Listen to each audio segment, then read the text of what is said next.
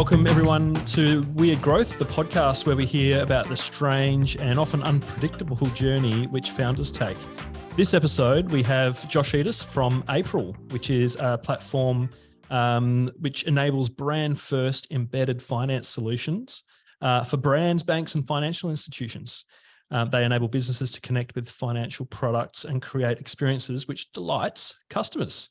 Josh, thanks so much for being on Weird Growth. Thanks for having me, Cam. It's great to be here. It's terrific to have you, and thanks for giving up your time to share some of your story, and can't wait to learn more about April and how you got to the point that you're at now. But please, could you introduce yourself and how have you come to do what you do? Yeah, thanks, Cam. Hi to all your listeners today. Thanks for having me. Josh Edis, I'm one of the co-founders of April, previously known as Limepay. We recently went through a rebranding, as you can see up in the corner here. Great. Screen. I'm originally from Melbourne born, moved to Perth actually for all the Perth audiences about 4 years ago, back at the end of 2018. So escaped Melbourne COVID. Oh, wow. Lucky for me. So yeah, moved to Perth with my family. I had two daughters in Perth. Mm-hmm. I've lived and worked around the world, but have lived in Sydney and Melbourne on multiple occasions. Lived in the United States, lived in San Francisco for some time back in sort of 2012, 13, 14, and spent a lot of time building businesses back and forth between Australia and the US, and also spent a bit of time working on some business partnerships in the UK and Scandinavian markets. So it's a hodgepodge of living and working and travel experiences in largely 25 odd years in the technology industry. That's a pretty broad category, of course, but we can get stuck into some of those experiences and journeys. Would love to. Before we do get stuck into that, we have a little pop quiz that we ask at the start of Weird Growth. And that is, hypothetically, if you were to start a new business again today from scratch, what would it be? What problem will you be solving, and who would you be solving it for? That's a very good question. Particularly given the moment. Yeah, I mean, there's so many interesting sectors that I'd love to get my teeth stuck into. There's only so many things or so many balls you can juggle at once. Yep. But if it's coming from scratch and have the learnings from the past, I think probably I'd like to get stuck into an area of healthcare. Right, interesting. Big, complex kind of beast. Mm-hmm. May not necessarily start with healthcare for say humans. It could start with pets. For example, there's all sorts of problems that are worth solving for in that industry. But my family has a heritage in medicine and healthcare. I haven't been a doctor or surgeon like some of my siblings and cousins, but it's an area that I find fascinating. And certainly it's a way that I'd love to make an impact, a bigger impact on society. It's a real trend, especially in Australia, health tech. It's just enormous at the moment. And when the last episode that we've just recorded, it hasn't come out yet, was in the health space. It's in Perth as well. There's a lot of new health tech companies being funded and springing up around the place. It's obviously something which affects us all, and a big traditional industry which is ripe for disruption and very conservative, understandably. So yeah, that sounds fascinating, Josh. Love it. Thanks for that. Okay, well, maybe you could just give us a bit of background about the problem that you're solving with April and originally Limepay. Yeah, sure. I'm happy to give a bit of historical context on how we came to be. Thanks. I mean, the vision for the company, and we spent a lot of time really nutting this out and refining it over time, has always come from a place of driven by a desire to solve a meaningful, impactful problem. And back in sort of 2016, 17, along with my co-founder and the original founder of Limepay, Tim Dwyer, who's in Sydney, the genesis of the business was really around removing the friction or bringing brands closer to their customers, and doing that by enabling amazing, delightful customer experiences. I suppose where we thought it would have the biggest impact, and that was the checkout. Yep. So initially the e-commerce checkout. We saw, and Tim saw through his own e-commerce ventures at that time, and I saw it through a number of my ventures. There's a lot of friction at that last mile, and that's least where you can afford to have friction at the moment, where someone's choosing to check out, choosing their payment method, and they don't want to be presented with too many options or too much friction at that point in time. And when you say friction, I mean, what do you mean? Just for the people, for everyone listening, what do you really mean by friction there? I suppose it comes down to the actual UI and design experience. So it can be, you can see a lot of confusing and messy checkouts around these days in the e-commerce world. And we saw that from first-hand experiences. And in my background around, particularly from an advertising technology and data platform management background, I thought there was no reason why brands and increasingly financial institutions couldn't provide a more seamless checkout experience, whether that's enabling just pay now, straight through payment, or whether that's choosing to break your payments up into installments. Yep. And that led to the growth of buy now, pay later, as we know, or other forms of payment, whether that's in the Australian market, or whether it's on the African continent, or whether it's in one of the Asian markets. So for us, we thought if we could put the brand first at that checkout experience and remove all these third-party buttons and options, right, still provide that flexibility and that choice for the end user, whether they're paying by a credit card or a debit card or a direct bank account or other form of payment, but really elevate that experience where the brand is first and foremost. And that means providing that seamless user experience all the way through from homepage through to product selection and discovery, right through to that checkout and beyond checkout. So taking that experience into that post-purchase experience. So providing a platform that enables brands to continue that seamless communication with their customers through whether it's email receipts or mobile receipts, payment reminders, everything branded. Yep. under their company headline, if you like. So that gave birth to this concept of, and we were really the pioneers at the time. Limepay was really a pioneer in white labeled payments enablement, or pay by installments, which grew dramatically through that period of 2016, but particularly through 2020, 21, 22. So I suppose from a marketer's point of view, or even an e-commerce store owner's point of view, and their customers' experience, they get, the marketer or the e-commerce store owner goes to a massive amount of effort to convince somebody that their product is the best, amongst a massive other options, amount of options that they have. They get them through the process. They get them to the point where they're making a purchase decision.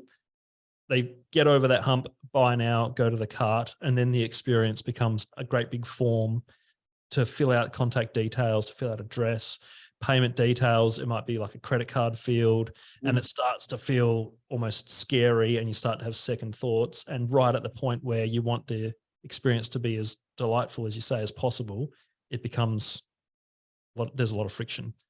And that can lead to abandonment of the cart completely, which is like death by 1,000 cuts to any kind of e-commerce or retail operator with a digital presence. And particularly becomes even more, that problem becomes I suppose bigger when you start to introduce alternative forms of payment, such as pay by installments or payment plans, because often you're needing to do identity checks for AML and CTF purposes. You're needing to do credit checks.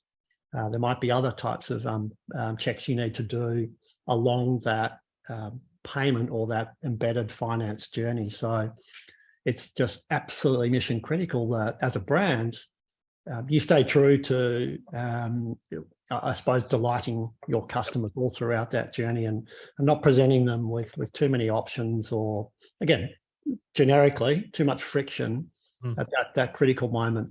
particularly if that's a brand that has established, really strong affinity and loyalty with its end customers. It may be a big retailer with, big box stores and big online commerce presence. And the last thing you want to do is, I suppose, dilute that loyalty and that experience, and all of that investment that you put into your brand and all the technology that actually enables you to deliver those, great experiences either in store or online or out in the field.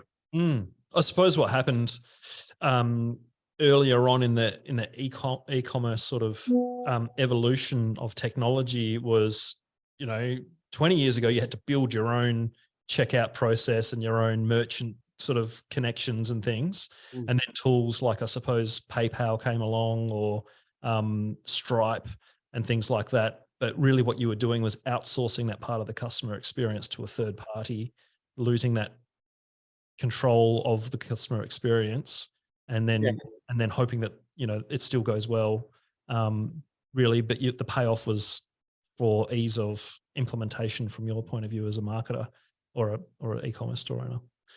I suppose it's not as hard as it was. Right. No, it's a slip of the code now, right? Yeah, exactly. With the rise of the big platforms across, the marketing and advertising world with Google and of course Amazon and Facebook or Meta, but the rise of Shopify and other big players, big commerce and the likes, Salesforce, it's becoming increasingly easy to manage all those different configurations and all those different third-party plugins. And we designed our platform, certainly more recent iterations of our platform, to be very highly configurable and flexible in that regard, so that you can, for example, you might want to be a big enterprise that has a bring your own payment processor and plug into our platform to utilize our front end customization and personalization tools. You might want to plug in and specifically to use April's credit risk engine to complement your existing financial checks or other third-party software systems. So it's designed to be very friendly in that regard, highly configurable and flexible, whilst providing all of the underlying security standards that come with that. So today, that's in our business model, that's also evolved. From purely a transactional payments platform to a business that is increasingly looking more like an enterprise software as a service or SaaS business. So that's a relatively new area of growth for our business. Let's chat about that.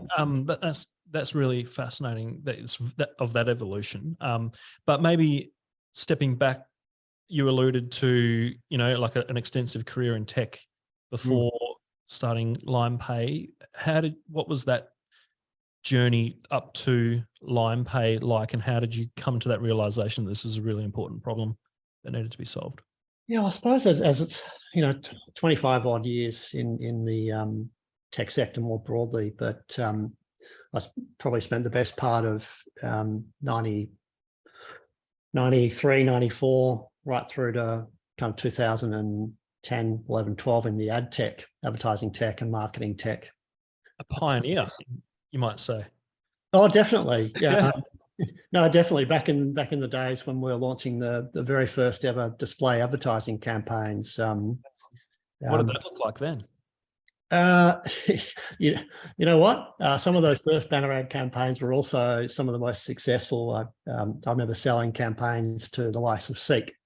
Really? Literally dealing with the founders back in the day, Andrew Bassett, sitting down and actually mapping out what that display ad campaign and creative should look like. Little HTML drop-down boxes so you can search for a job within the banner. Wow. Quite innovative at the time. So, but the big focus and the theme running through my career, and whether it's been in the ad tech industry or it's been in the identity and data management space, or in the embedded finance and payment sectors, has always been a fascination for, I suppose, how humans interact with digital platforms and experiences, and how brands can utilize technology platforms and indeed media platforms and commerce platforms to create more meaningful, more impactful experiences between the brand and the customer, whether that's a business to business experience, or whether it's a business to consumer or direct to consumer business model. So I spent a lot of time in those early days working with big media companies. For example, helped to build out one of the biggest advertising networks and publishing networks in Australia as part of Telstra's subsidiary at the time, which was, before it was Census, it was Pacific Access. Right. These were the days when the yellow pages and the white pages were a $2 billion revenue juggernaut. Mm-hmm. And if you didn't get in the yellow pages, it was not Happy Jan. Yeah, not Happy Jan. Yeah, that's right. That's right. And just only a few short years later, with the advent of Google and that little white search box. Yep. Things. Business model. And before the advent of Facebook, things there was a lot of innovation going on at that time. There's a lot of new tech coming to the fore, particularly in the data management and ad serving space. But my interest in that was really wasn't so much in the the underlying tech per se, but what you could do with that tech as a media owner or as a brand to build better experiences, whether it's delivering video advertising or email advertising, or whether it's smarter, more efficient distribution of content across multiple platforms. So I was always kind of fascinated with how you get that to scale. Yeah, it would have been so exciting at the time to imagine what was possible, and even with reasonably rudimentary by today's standards tools, you could achieve a completely different customer experience that no one would have ever had in the past. And even just down to being able to measure behavior in response to an ad, like that was virtually impossible before. Yeah, that's right. And I suppose that journey evolved for me, at least, from originally in display advertising and directory advertising, and moved much deeper into the search advertising technology sector. It got involved in building and launching some pretty successful search engines back in the day in Australia. Google hadn't quite conquered the world, and Yahoo was still a major competitor. Yep. Alta Vista and Ask Jeeves was probably the one. All those players. Yeah. So I didn't just dabble. I got very deep into that world of search advertising, search engine discovery. And that exposed me to a whole range of really powerful data interrogation tools, real-time bidding tools, a lot of exposure to fraud mitigation and fraud management tools, a lot of which was coming out of the US market. Yep.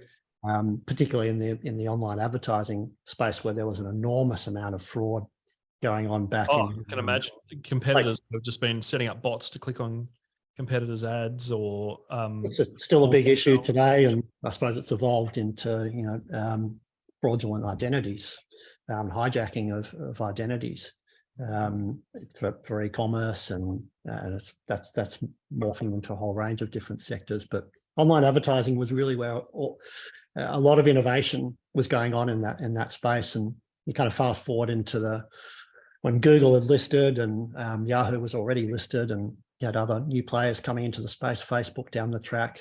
A lot of those technologies that I was exposed to and was helping to commercialize at the time in the advertising sector were subsequently acquired by the Googles, the Facebooks, and the Amazons of the world. So that they originally built their wonderful Google, for example, really built a wonderful business around search.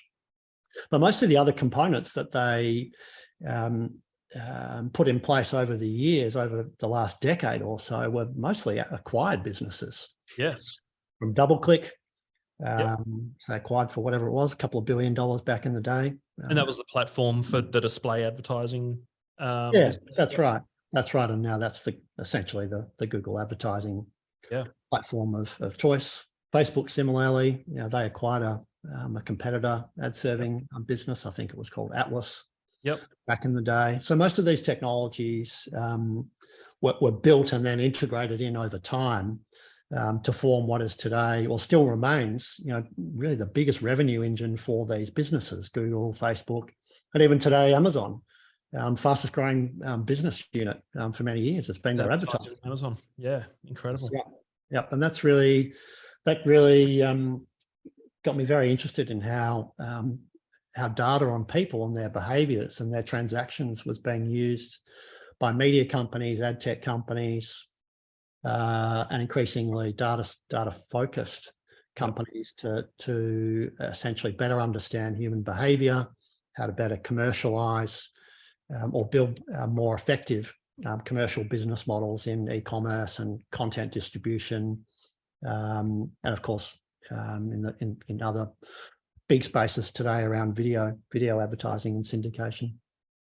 What do you say to people who say that the amount of data that companies have on their customers and the personalization and things that they're able to do, what do you say to people who think that's a little bit creepy or unethical?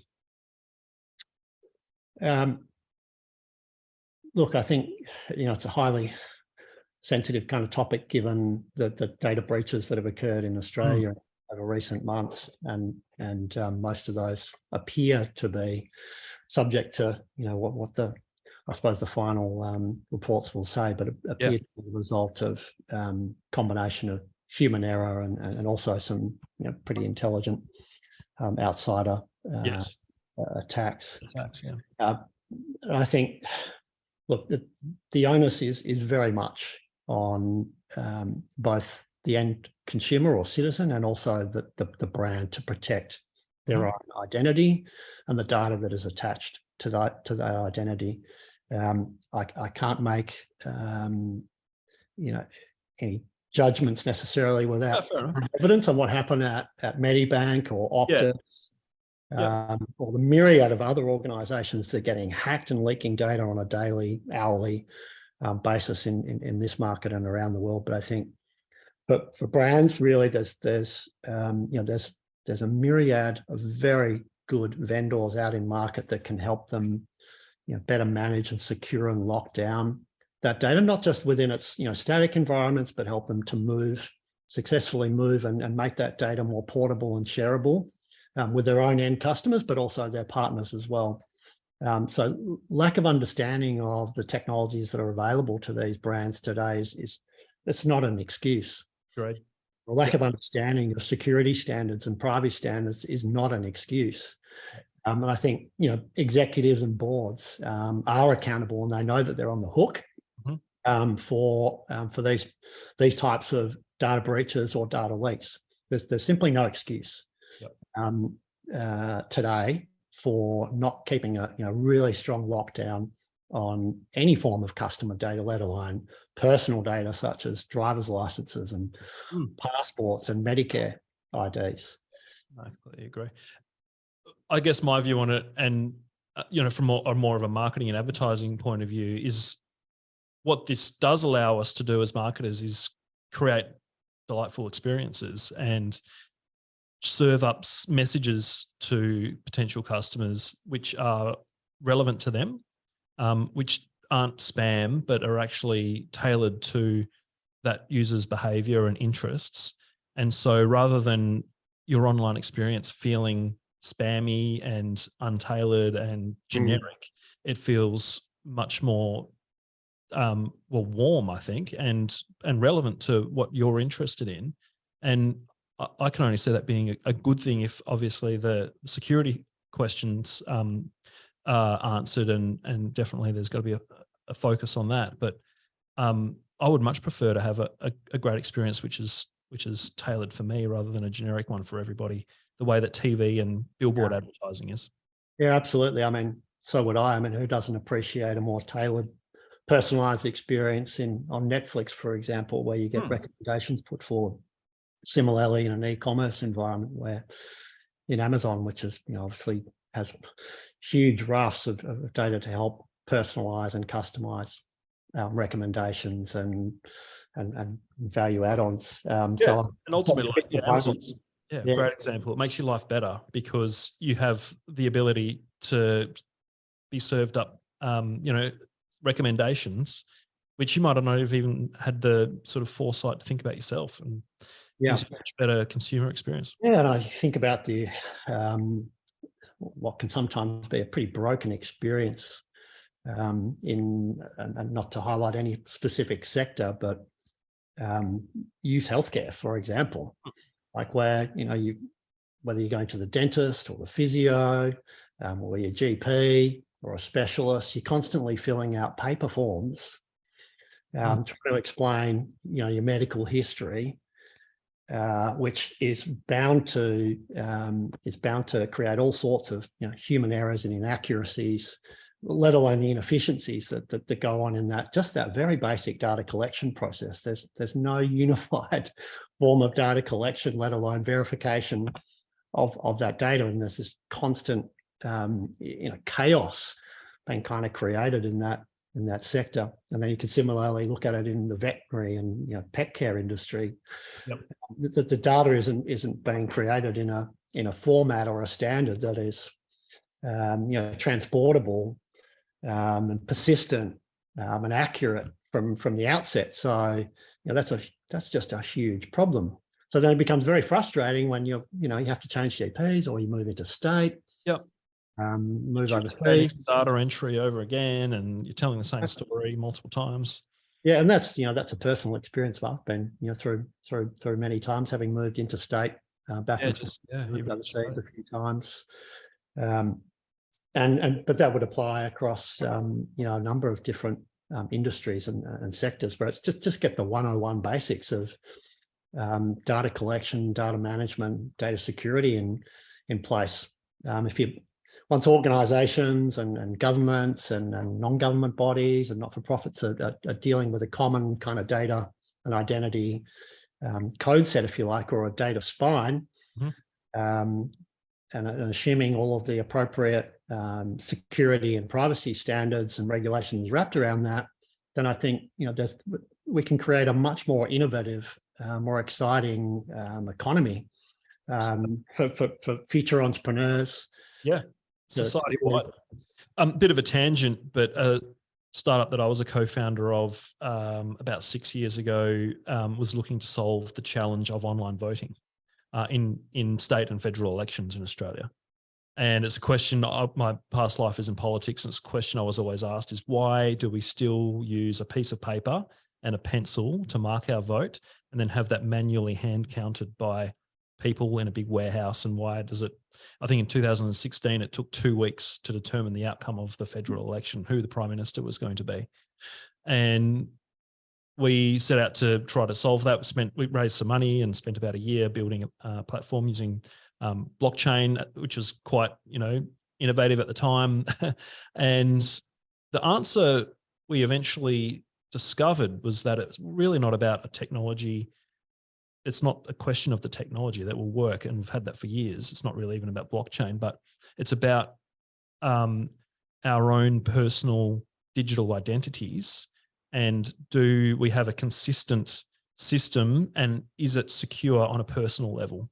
And what I think we discovered was that individual, cybersecurity knowledge that the average Australian has isn't enough to be secure enough to say that this would be an airtight process. And voting in elections is probably arguably higher stakes than finance systems. You can replace $1 in a bank account, but you can't, you don't want to have an election stolen, so to speak. Much higher stakes. And so until we can have that sort of, digital literacy amongst the general population, online voting is probably going to be difficult to do. Yeah, no, absolutely spot on. I mean, last thing we need is our future generations coming out of school and having any kind of, mistrust at its most extreme end in the systems that support our democracies, which is the voting, yes, or the right to vote. So display and search ads, late 90s, early thousands, you're sort of in that space, and that took you around the world you did some work in the Bay Area in the US. What was that like at that time? Yeah, loved. I mean, I went back and forth to the US, predominantly San Francisco and New York throughout the 2000s and right up to present day, and lived in the Bay for close to a couple of years. Yep. Back when the Aussie dollar was actually worth $1.10. That's right. We've been on parity for a while there after 2008. 2013, 12, 13, around that time. Real eye-opener in the sense that, really a mark of respect in the Valley was not so much whether you'd had, knock it out of the ballpark success, but just having demonstrated that you'd had a track record at starting something up from scratch, solving an important problem, whether or not you were actually successful at a commercial level or not, was often seen as kind of secondary. It was just the fact that you had a meaningful problem to solve for. You had a real passion and a domain expertise to leverage, and you wanted to be a part of a broader, I suppose, technology entrepreneurial community that is so prevalent in the Bay. Yeah. But the level of, I think, just support was immeasurably valuable. Whether it's rocking up to a social drinks event after work, or it's heading along to a venture capital event, or perhaps I went along to a number of the university events down at Stanford and participated in roundtables there with also government representatives and trade officials from the Aussie government. Wow. And just the scale of support, yep, whoever you are in that area, was phenomenal. Whereas conversely at that time, and I think it's improved in Australia, that concept of giving entrepreneurs a hard time, potentially knocking over some of those taller poppies. Mm-hmm. Back in the day, I think we've moved on and become a more mature industry and society kind of since then. But the level of I suppose support for risk taking, yes, in that environment, and perhaps some of that has got a little bit out of control in recent years, and we've seen the results of that, and continue to see the results of that. But nonetheless, it was just an amazing experience. So if any listeners are out there who have a business or a business model that they think they could start in Australia and scale up and take into the North American market, go for it. Grab the ball with both horns and go after the opportunity, because you will be given that opportunity if you've got the right offering and you're solving an important problem, whatever sector it happens to be in. But it's a big investment of your time and your life. When you make that commitment, know that things aren't going to happen overnight. Yeah, sure. That big, but you are opening yourself up to a market which is 15 times the size, or at least 10 times the size of the Australian market, and as you say, sort of that mentality or that culture of big things can grow very quickly if you put everything into it. Yeah, and I think Australians have proven time and time again in the technology sector that we punch above our weight. To produce and ship amazing software. We're pretty good on the commercial side too. We're hardworking, tenacious, and pretty good-natured culture. So and that really gels really well in the Valley. It gels well right across the US and other markets. Yeah, I love it. I think that's been tainted in any way over the years. Perhaps we're not as Aussies are not quite as the new thing in town as they once were, but nonetheless, it's a great place to do business, and a great place to start a new business or scale up a new business. Yeah, amazing. No, I know plenty of Aussies, even Western Australians who've done really well over there, and then come home on the back of their success and contributed back into the ecosystem here. And it just helps us grow even bigger, and it's a snowball effect. So it's very cool. Yeah, and there's more and more programs that are becoming available in Australia and at a state level to help you with that, that export market development push. Yep. Obviously, Austrade has various programs, but the individual states, certainly Victoria, New South Wales, Queensland, have a very strong presence, both the East Coast and West Coast and Mid-America and elsewhere around the globe, and throughout Asia. Western Australia is, it's still pretty early days in that regard. Yep. But we can look towards the success stories, what's working, what's not working across the other state governments and federal governments to help create, similar programs that are, well suited to and designed or co-designed along with private enterprise to support, the West Australian startup and entrepreneurial community. Yeah. It's great that there's a healthy competition, I suppose, amongst the states in Australia for attracting the entrepreneurial talent. We did a bit of an East Coast tour last year, and Queensland in particular stood out. It just seems like there's a real kind of buzz happening there in Brisbane, and a similar mentality, I suppose, to West Australians as well. But everywhere in Australia, I think we're sort of realising the importance of this sector, and state governments everywhere are stepping up to support it. Anyway, it's about the entrepreneurs themselves. Yeah, that's it. And look, there, all the states have many great attributes. If you look at Queensland and Western Australia, I suppose what they share is a couple of sectors there. Food and agricultural tech, for example, are huge areas of activity and investment, but they're relatively small in terms of the amount of private capital, venture capital that's going into those kind of next wave technologies, kind of that Horizon 2, Horizon 3 technologies that are looking out 5, 10, kind of 15, 20 years. And of course, mining and resource tech in Queensland and Western Australia, certainly plenty more money going into those sectors, but still so much more opportunity to evolve and develop and become real hubs of innovation at a global level. What else do you think would help us achieve that? What else do you think is needed? I think in Western Australia, is that the question? Well, yeah, I mean, from a WA point of view, selfishly, I suppose, but Australia-wide as well. I think there's a great opportunity, and it's a real challenge to help sharpen the narrative.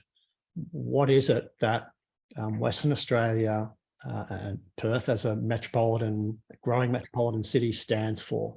Right. What does it really mean to entrepreneurs looking in from overseas and investors looking in from overseas and from interstate?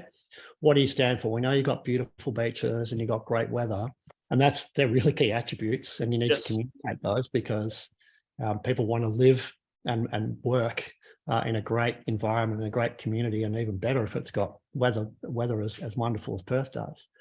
And so I think that the state government, perhaps in combination with the federal government and some key partners in some of those industries I mentioned, food and agricultural tech, mining and resources, need to kind of step up to the plate, put more money in, put more capital in behind supporting the local entrepreneurs. I know there's some programs and activity there, but it seems that the government's spread pretty thin in terms of just the people resources that it's throwing at it.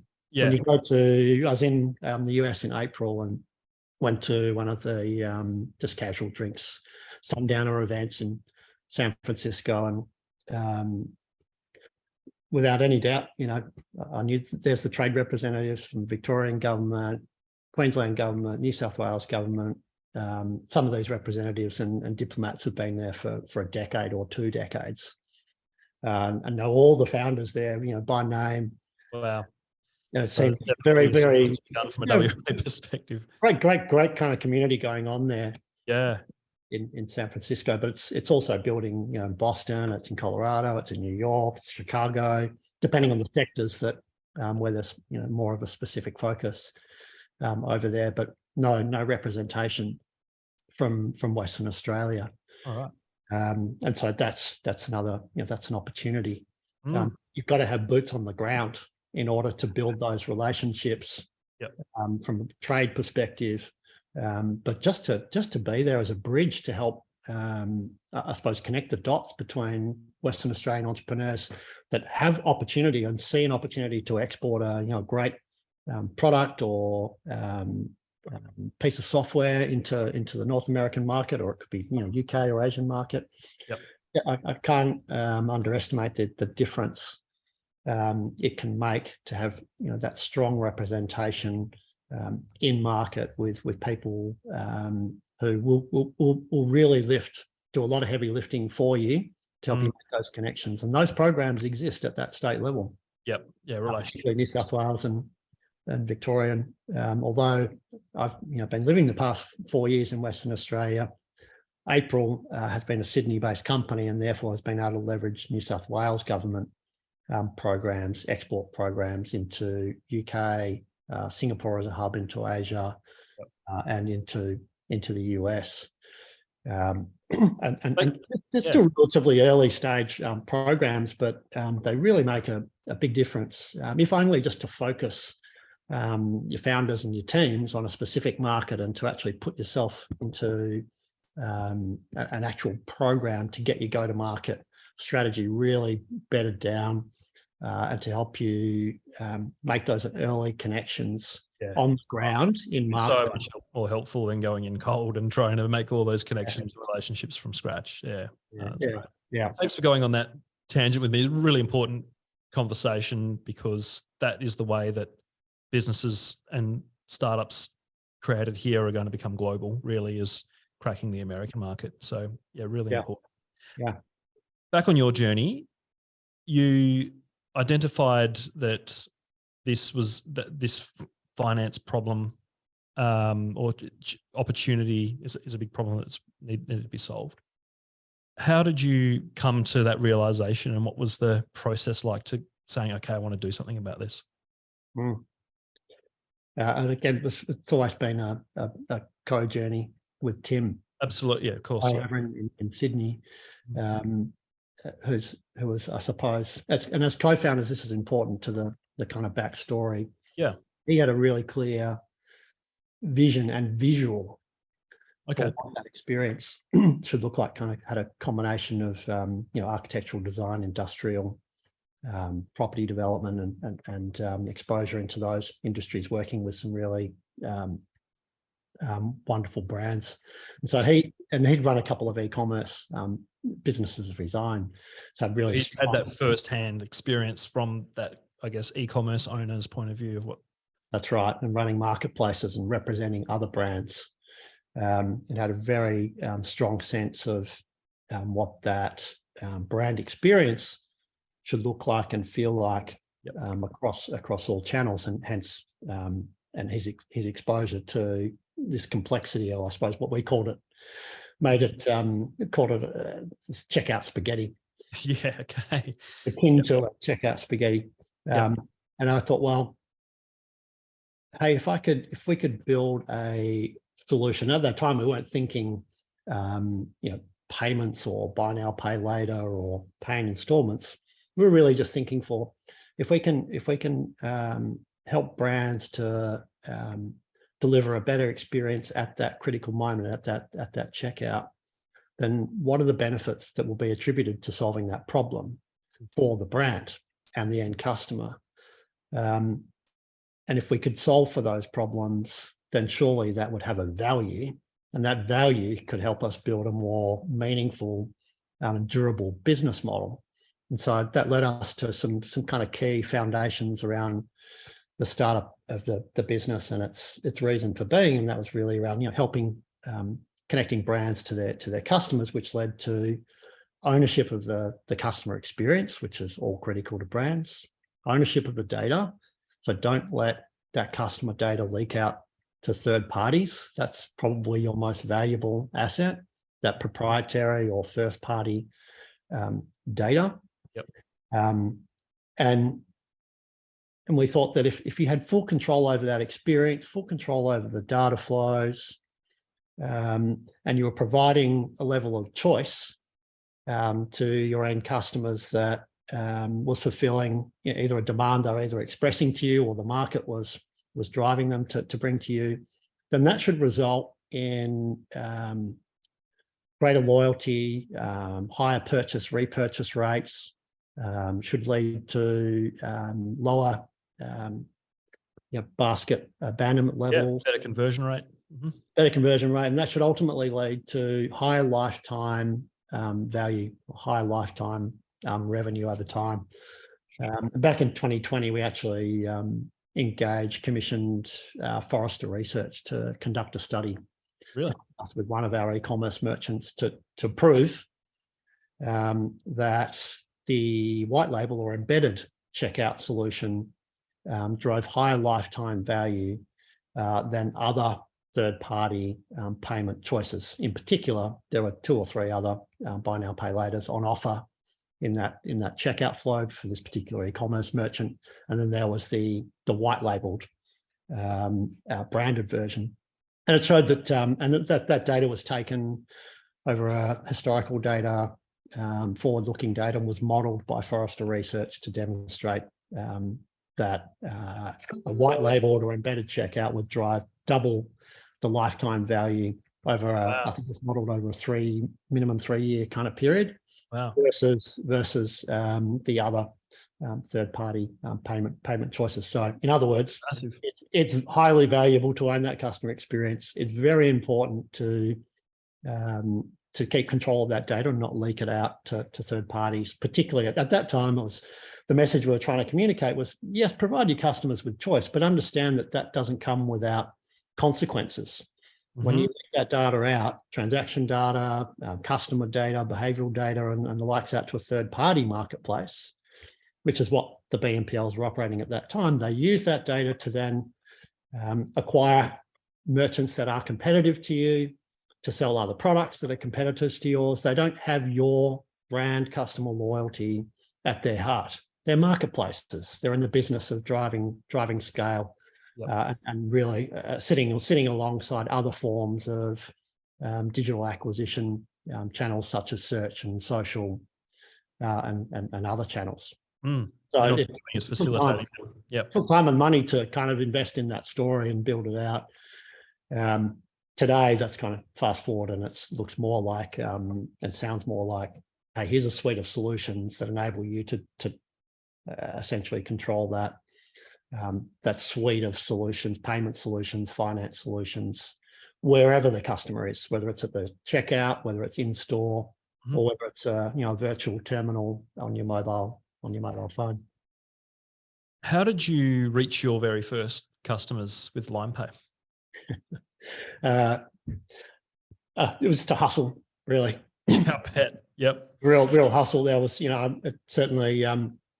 I spent most of my time in the behind the scenes, really dealing with the commercial operations and fundraising and all the very unsexy stuff that nobody sees going on behind the scenes. But we had a team of other hustlers, so to speak, in Sydney, hitting the phones and getting out there and just doing everything to win those initial foundation customers across a number of e-commerce sectors. And many of those customers, I think probably, I'd hasten to say, maybe even 100% of those customers are still on our platform today. Very, very low level of churn rate in the April business. So initially it's the hustle.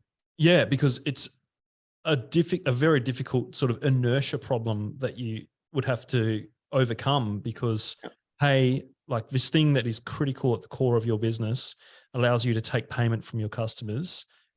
We think we've got a better way of doing it. It's going to be very, it's quite a big commitment for you to change it, but we think it's going to improve your business. So it's actually probably quite a challenge to sell. But then once you do get the switch to happen, then you're also very sticky. So that's right. And we certainly, became very sticky. I mean, I'm not going to mix words. That came at a price and a cost. We had to be competitive, and in some cases, we needed to, cut ourselves below our competitors, but it was the early stages and we're reasonably well funded. So we felt confident that over time, and as the product and the value proposition and the offering evolved and our ability to demonstrate that value back to our end customers evolved, we'd be able to really refine and optimize, I suppose, the unit economics over time. And if I fast forward, 3 years from those early days of hustle, and doing anything really to get or nearly anything to get the sale, that the business has a very, very tight focus on its key metrics. It has a very tight understanding of how each one of those dials can have an impact on either revenue growth or cost reduction or net profit margin optimization. It's about 0.001% improvements and optimization here, there, and everywhere that add up to 1 or 2 basis point additional margins. And then when you start to evolve that business model to a point where you say, actually, we're providing more value than just facilitating a transaction. This software is very unique and extremely valuable in terms of driving insights and data into the customer organization to help them make better business decisions, better investment decisions, better marketing decisions. And that's what we're doing today. This data is being put to work within our own environment, but also pushing it into our customers' environments so they can improve their business and the way that they serve their customers as well. So the underlying data asset, because you're not letting it leak out, you're taking control of the experience and all the different transaction points and flows. That has a tremendous, overall uplift impact on our end customers. And what's an example of how do you scale that initial hustle, the grind of just getting in front of people and just getting your product into users' hands? How do you take that to make that a scalable business model? Because I imagine over time that's not sustainable. No, it's not. No, it's not sustainable over time. We really had to evolve, that initial hustle to, gradually a more sophisticated sales and marketing engine room, if you like. There were the basics, put in place the right systems for tracking and reporting of all the activity of the sales team and the post-sales team right across through customer success and onboarding. We used HubSpot amongst other tools for managing and segmenting and tracking all of that activity and all that data. I think we continue to use that tool today amongst others. But if I fast forward to where we are today, there's a much finer focus from both a strategic but also a financial and economic perspective on those sectors and those particular brands within those sectors that are capable of driving sustainable unit economics for the business. So conversely, we know there are certain sectors and hyper competitive areas within e-commerce and payments more broadly where we simply cannot compete. The incumbents are too big, the unit economics would just sink our business, right? So you've got to you move on from that initial hustle, and we put a lot of effort into winning some marquee customers at the time, such as Domain and the property vertical, Accor, the hotels group. More recently, Reese, the national plumbing and hardware supplier. And as we've evolved and brought onboarded bigger customers in bigger verticals, we've been able to generate a great deal more data and insights into how our technology performs and where it has a really meaningful impact on our end customers' performance. And then we take those insights and every quarter we're off as a team and analyzing performance, and all the data is there. You're dealing with facts, you're dealing with truth, you're not dealing with assumptions so much anymore as to what's working within your sales and your marketing funnel. You're just dealing with facts. Yeah, great. If you've got a team that's able to collaborate openly and challenge each other around, because you can't do everything, right? You've got to play to win. You got to play to win, work out where you're going to succeed and drive the business towards future profitability. And that was a conversation we started having 18 months ago, also before powder started drying up and new capital started drying up. We started scenario modeling what we needed to do across the business to mature as an operation, to mature as a team, and to refine and sharpen up, I think, the way we approach the business on a day-to-day basis. So an example of that is, we've always been very studious, I suppose, and disciplined around our reporting internally, but particularly to our investors. Quarterly reporting, it's moved into like a live environment, much like an ASX reporting. Almost like a dashboard setup. There's a huge. We've got significant dashboard analytics running behind the business. We share all those key metrics with our investors on a quarterly basis.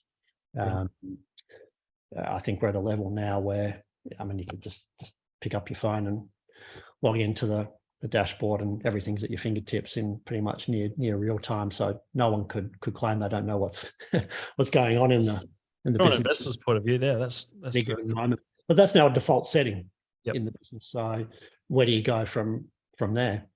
It enables you to really sharpen up your focus on where the next big opportunities are going to be, and also where you're not going to play. Just as important to have a real clarity around where you're not going to play, where the competition is either going to take you out, or your ability to really penetrate in a meaningful way into a particular segment is perhaps limited, or you just can't get enough data to really justify any significant investment. Sometimes it's better to do less than more. As the Americans say, that the riches are in the niches. So you can, and it's true. And then as you go into the US, as you go to a market like the US, late last year, mid last year, I spent a lot of time building out our international go-to-market strategy, which is a plan on a page essentially. We used a number of different methodologies, and I suppose. What's an example of something that would be in a go-to-market strategy?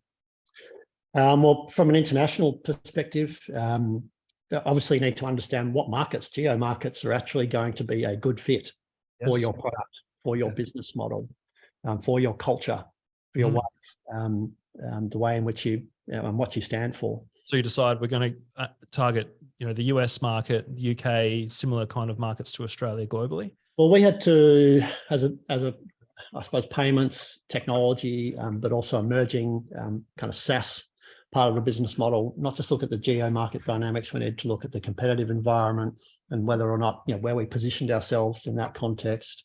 We need to look at some of the data available at a segment level to really understand the value of any particular segment. Say, for example, let's use that Reese example, who operate in the United States market. What does the plumbing and hard plumbing and bathroom supply industry look like?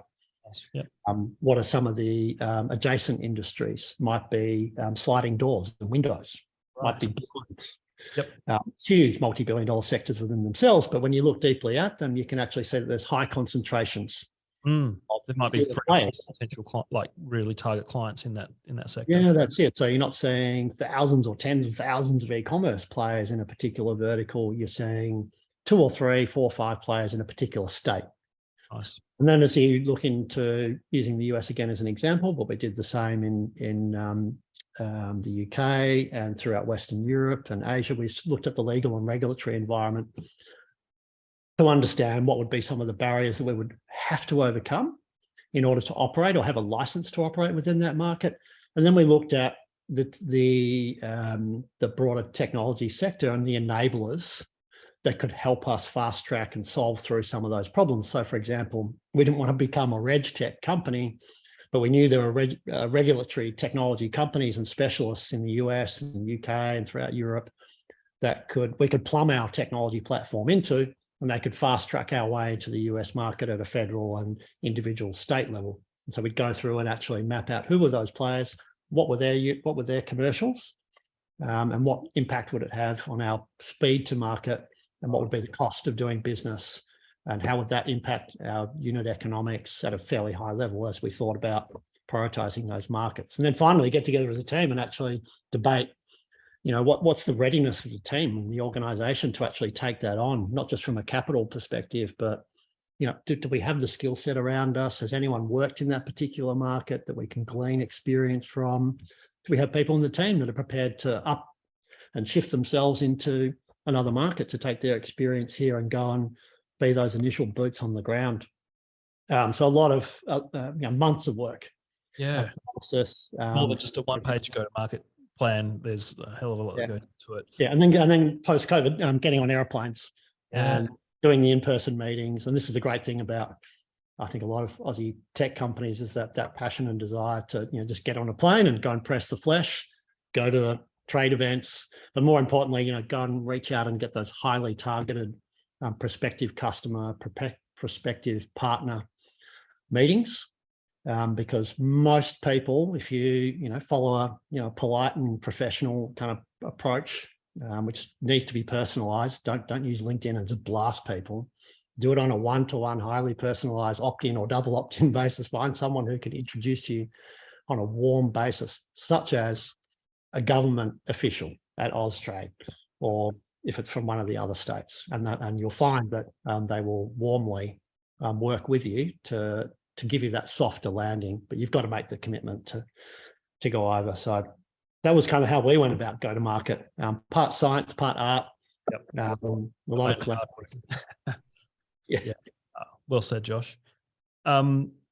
Just quickly, so you alluded to the rebrand from Limepay to April. What can you tell us about that? What triggered that?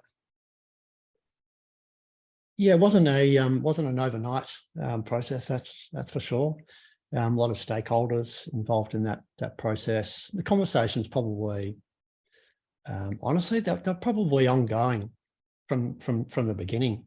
Right through to probably early last year when the process kicked off in earnest, that we were actually going to run a process to look at the future of the brand itself and the positioning.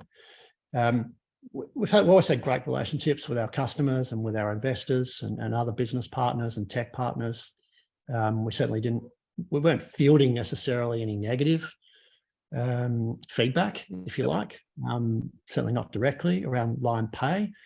But for us as an organisation, and having done a lot of, I suppose, thinking and debate and analysis around, well, what do we stand for as we head into this world of embedded finance technology solutions? What does that really, mean to us as a team, and how do we best represent, the values that are inherent in our organisation, our solutions in the broader market? And again, we ran a process, to objectively kind of survey and assess where we thought we were at and what we thought some of the more tangible and intangible challenges were with potentially rebranding. We brought in third-party brand strategy specialists to help guide us through that journey. It's largely a Sydney headquarter-based exercise. We involved the rest of the team and the organisation in that journey and surveyed them, as we always do, just to get their input into the process. But probably one of the key drivers was what did Limepay stand for? And really, you could ask everyone in the organisation, get a different answer, which is not cool. That's just not going to fly. The other problem was very, very problematic in our mind was the pay. Yeah. There's so many. Sounds like a buy now, pay later service. So many payment companies out there: Afterpay, ZipPay, and the BNPL, and many multiple others, PayPal, and the list goes on. We thought, well, we've got to break away from this group of the pays. Line that didn't really kind of, have any deep meaning. So the decision was made that, in principle, it made sense to rebrand and reposition the business and what we stood for around this embedded, finance solutions company and platform that we could all rally behind as a business. It's very hard to find a name these days that resonates, let alone has the right URL or or mean English name. Yep. Yeah. And so I think what will April become, or what could it be? I think that'll evolve. Well, that's the wonderful thing about brands, right? Is our branding expert Alex here would say they are a vessel, a container in which you place meaning. It's up to you to make the meaning stick to or go into that container, and it's up to you to communicate how your container, your brand name, and your logo, which is really only 5% of what a brand is. It's up to you to communicate the rest of the meaning behind that. So when what you do and what you mean to your customers is no longer the same as what you started out with, then it definitely makes sense to find a new container and allow you to hit the reset button and create new meaning on top of that. Yeah, no, really well said. That's that makes a lot of sense. A lot of sense to me, and I think that's probably. It looks great, by the way. Like I love the font choice and the colors, and it just feels that much more mature, business to business, SaaS product, I suppose, as opposed to a consumery payment processor. Yeah. Well, thank you for the feedback. It's good to hear. What could possibly be next for the future? I guess what are you going to put into this brand container? Yeah, what's this space? Well, I think we've alluded to it even in some of our product positioning on the website, but we talk about being that partner of choice, if you like, for not only brands and marketplaces, which have we've built the foundations of this business on, but moving deeper into the banking and financial services sector as well. So taking our platform and using it as an enablement suite, if you like, to enable banks and other fintechs, other non-bank organisations in multiple geo markets to provide their own brand first embedded finance experiences. I'd love to talk about one or two of the up and coming customers in that area. There is a bank in our sites on an international level that we're looking to bring on board soon. Unfortunately, can't talk about it. Understandable. But very exciting.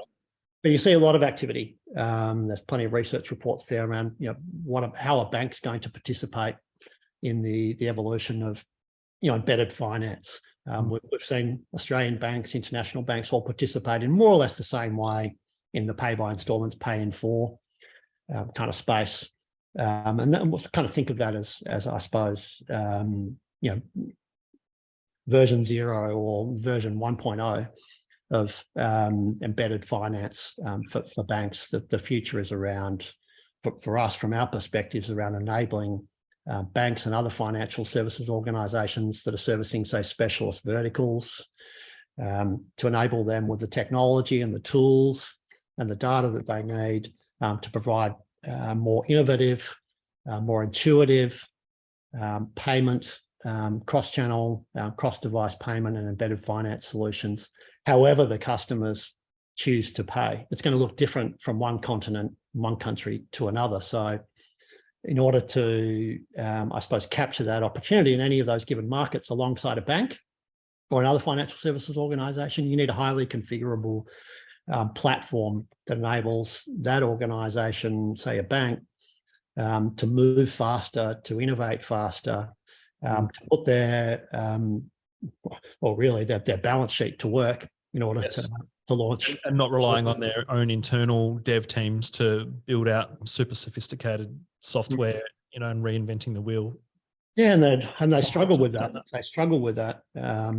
Legacy systems, legacy processes, lack of skilled resourcing, competing projects. There's just right around the world, just about any industry, there's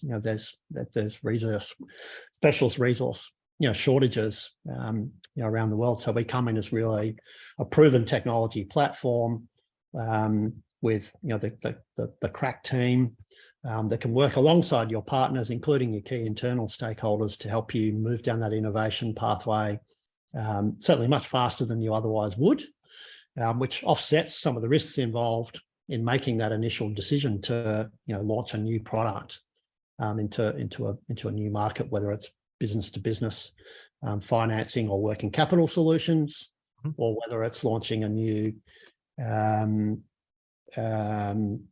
new company subsidiary within the bank to service a particular demographic or particular geographic, segment. Our platform is designed to be scalable and flexible to service any one of those, a variety of use cases.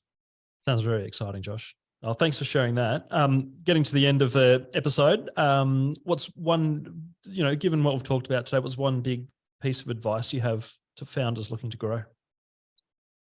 Yeah, look, I think in my experience, and I've worked with a lot of and friends with a lot of tech company founders and co-founders. I think you got to make sure that you're working with and aligned with the best people, the best team, the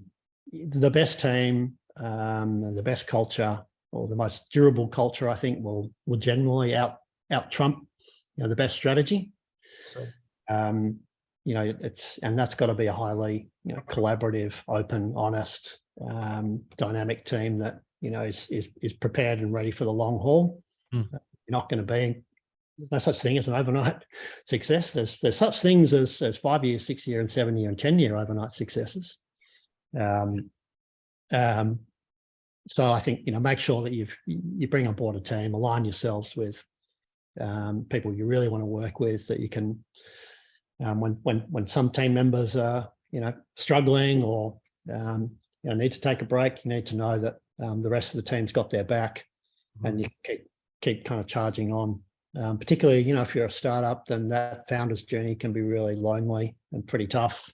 If you can bring on a co-founder, or you can, help kind of spread the load in those early days, and also understand your weaknesses and limitations across that group.